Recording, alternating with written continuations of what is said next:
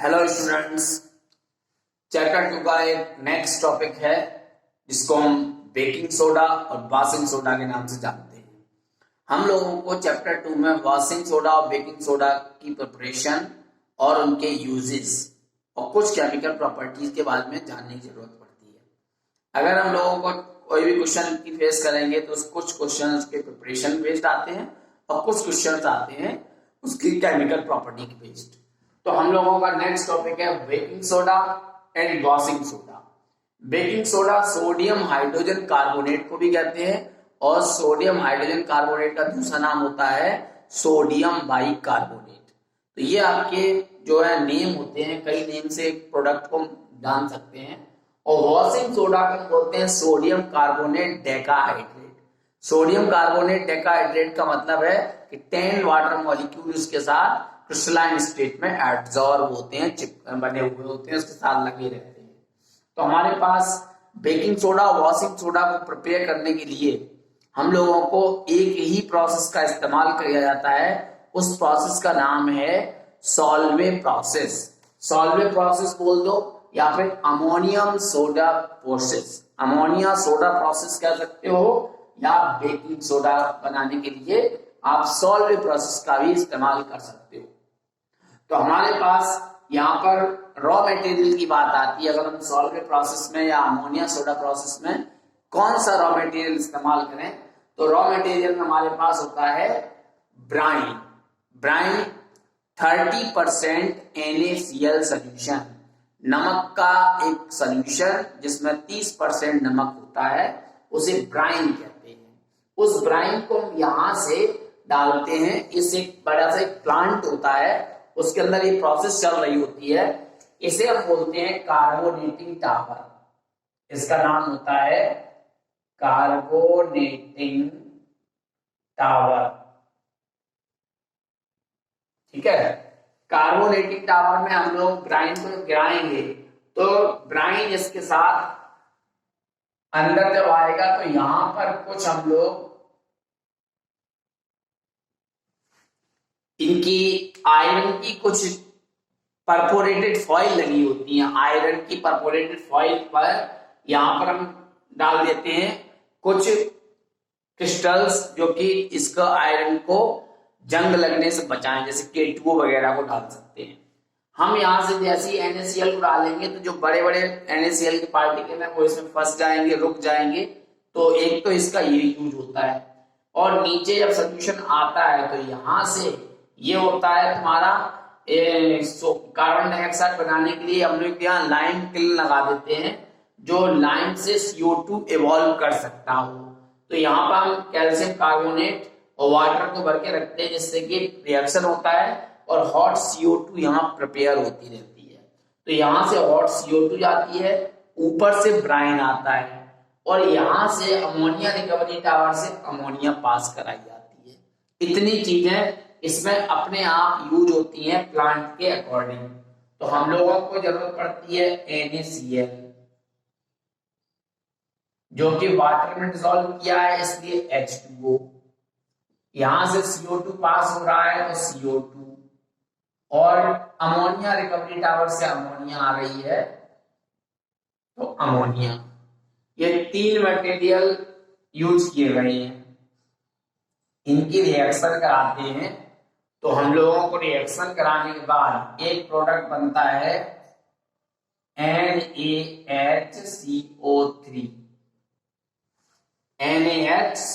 Sodium bicarbonate. यहां से ये बन के तैयार होता है तो यहां हम इसको निकाल लेते हैं बेकिंग सोडा को। जो खाने वाला सोडा होता है उसे बेकिंग सोडा कहते हैं। इसको हम यहां पर निकाल लेते हैं। अगर हमें बेकिंग सोडा की जरूरत नहीं है, वॉशिंग सोडा बनाना है, तो हम इसको बर्नर को बंद कर देंगे और यहां से हम इसको आगे पास करा देंगे। आगे पास कराएंगे तो यहाँ पर एक हीटर लगा होता है, वो हीटर इस मिक्सचर को हीट करता है और हीट करने के बाद यहां से प्रोडक्ट बनता है वॉशिंग सोडा। ठीक है, इस हीटर से जब हीट करते हैं तो उसमें से इसका एक बाई प्रोडक्ट अमोनियम क्लोराइड को ऊपर अमोनिया रिकवरी टावर में पहुंचा देता है अमोनिया को। तो ये रिएक्शन के दौरान एक बाई प्रोडक्ट बनता है जिसका नाम है NH4Cl, ammonium chloride. Ammonium chloride यहां जाएगा जो कि डिकम्पोज होगा अमोनिया रिकवरी टावर में और अमोनिया प्रिपेयर करेगा, जो अमोनिया यहाँ वापस से पास हो जाती है। तो यहाँ अमोनिया को पास कराने का काम करते हैं हम लोग, जो कि इसमें इस तरफ जाएगी अमोनिया। तो ये इस तरह से अमोनिया जो है इस प्लांट अमोनिया रिकवरी टावर में प्रिपेयर होकर यहाँ एज ए रॉ मटेरियल इस्तेमाल की जाती है। तो हम लोगों को ये पहला स्टेप है जिसमें बेकिंग सोडा प्रिपेयर किया जा रहा है। अगर हमें बेकिंग सोडा नहीं चाहिए, हमारे पास सफिशिएंट है, हम बेकिंग सोडा बनाना चाहते हैं, तो हम इस आउटलेट को बंद कर देंगे और इसको मिक्सर को आगे जाने देंगे। तो ये सोडियम हाइड्रोजन कार्बोनेट है, इसको हीट किया गया। तो हीट करते हैं तो बन जाता है Na2CO3 CO2 और H2O। दो मॉलिक्यूल लेते हैं बैलेंस करने के लिए, तो ये प्रोडक्ट बनके तैयार हो जाते हैं। ठीक है, Na2CO3 और CO2 और H2O, ये इस तरह से आपके प्रोडक्ट बनके तैयार हो जाते हैं। तो ये Na2CO3 है, इसको हम लोग क्रिस्टलाइजेशन करा देते हैं।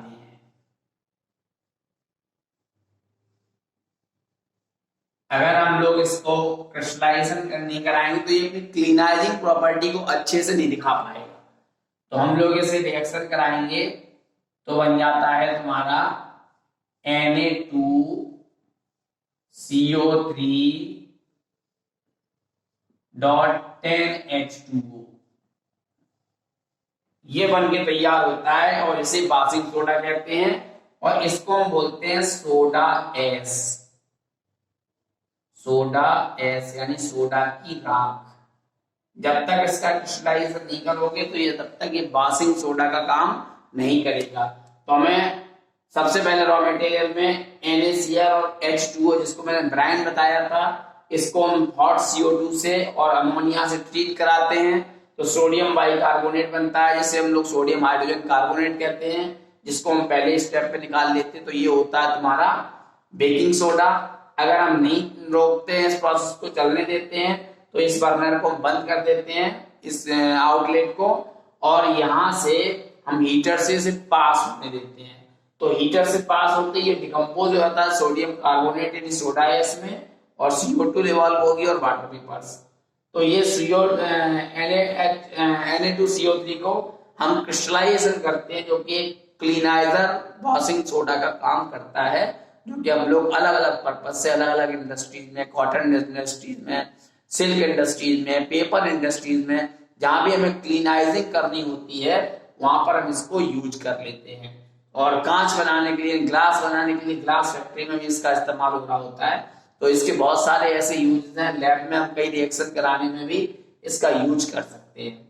और बेकिंग सोडा जो आपका है, बेकिंग सोडा का मेनली यूज किचन के अंदर यूज होता है। हम लोग कोई जब फूड आर्टिकल बना रहे होते हैं तो हम लोगों को मैदा से बने हुए प्रोडक्ट या आटा से बने हुए प्रोडक्ट में इसको मिक्स कर दिया जाता है। ब्रेड फैक्ट्रीज में केक और बेकरी के जो प्रोडक्ट बिस्किट वगैरह आते हैं उनके बनाने में भी हम बेकिंग सोडा का इस्तेमाल करते हैं। बेकिंग सोडा का मेनली काम होता है कि सॉफ्ट और स्पॉन्जी बना देता है फूड प्रोडक्ट को, साथ में फंजाई को उसमें रिएक्शन करने से यानी फंजाई से खराब होने से बचाने का काम भी करता है। तो ये इसका बेकिंग सोडा का यूज हम लोग ईटिंग पर्पज से कर रहे हैं।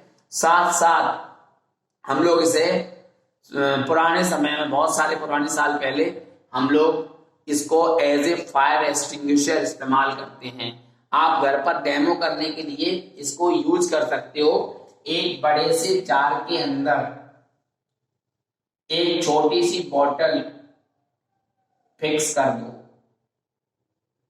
और इस बोतल के अंदर भर दो एसिड कोई भी, और यहां डाल दो आप बेकिंग सोडा। बेकिंग सोडा और इसको कैप को बंद कर दो और जब आप इसको सेक करोगे तो एसिड इससे बाहर निकलेगा। एसिड बाहर निकलेगा तो यहां रखे हुए बेकिंग सोडा के साथ वो रिएक्शन करेगा तो क्या होगा देखिएगा, NaHCO3 प्लस HCl। जैसे रिएक्शन कराओगे तो यहां से CO2 इवॉल्व होगा, सबसे पहले NaCl बन जाएगा और आपका H2O बन जाएगा। ये रिएक्शन होगी तो ये जो CO2 बनेगी वो इस कैप से बाहर निकलेगी तेज प्रेशर से। आप अगर सामने जलती हुई कैंडल लाएंगे तो सडनली बुझ जाएगी। इसका मतलब है पुराने समय में फायर एक्सटिंग्विशर बनाने के लिए भी इस तरह के मॉडल्स का यूज करके हम एज ए फायर एक्सटिंग्विशर भी इसको यूज कर सकते थे। तो ये इसका मेन जो यूज, एक तो ये पुराने समय में ये भी किया जा सकता था। बेकिंग सोडा को हम लोग और सारे केमिकल रिएक्शन बनाने के पर्पज से भी किया जा सकता है। हमारी केमिस्ट्री लैब के अंदर वेरियस कंपाउंड आपको अवेलेबल होंगे, उसमें हम लोग डिस्प्लेसमेंट रिएक्शन के थ्रू दूसरे कंपाउंड कन्वर्ट करने के लिए भी हम बेकिंग सोडा का इस्तेमाल करते हैं। एक रिएक्टिव सब्सटेंस है वॉशिंग सोडा, बेकिंग सोडा।